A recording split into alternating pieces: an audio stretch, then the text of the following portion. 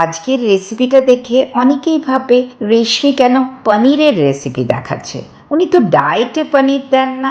আজকের এই পনিরের রেসিপিটা খুব ইজি করা, কয়েক মিনিট লাগে।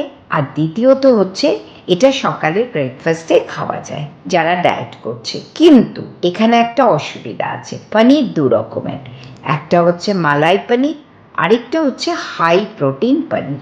মালাই পনির নর্মালি বাজারে খুব ইজিলি অ্যাভেলেবল, এগুলো একেবারেই খাবেন না।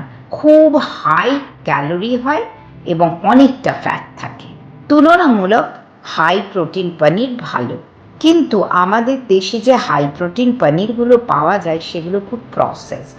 ফলে অনেক সময় দেখা যায় যে এটা কিন্তু ফ্যাট গেনিংয়ের জন্য খুবই সাহায্য করে, কারণ এতে প্রোটিনটা বেশি থাকে, কিন্তু প্রসেসড হওয়ার ফলে আমাদের এটাতে কোনো সুবিধে হয় না, অসুবিধাই হয়।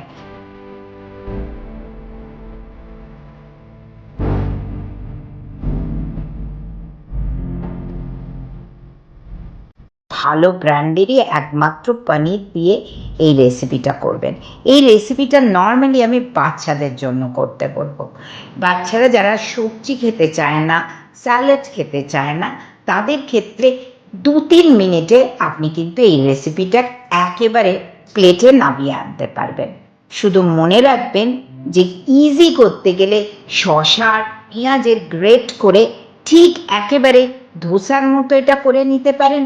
আর যদি আপনি অন্যভাবে একটু ভেজিটেবলকে অল্প সটে করে ফ্রাই করে যদি আপনি ঠিক একইভাবে ধোসার পুরের মতো ভেতরে ঢুকিয়ে এই র্যাপটা করেন, তাহলে কিন্তু বাচ্চারা অজান্তেই খেয়ে নিতে পারে। কিন্তু ইম্পর্ট্যান্ট হচ্ছে এটা কিন্তু যখনই করবেন ফ্রেশ খেয়ে নেবেন, রেখে দিয়ে খেলে কিন্তু ভাল লাগবে না।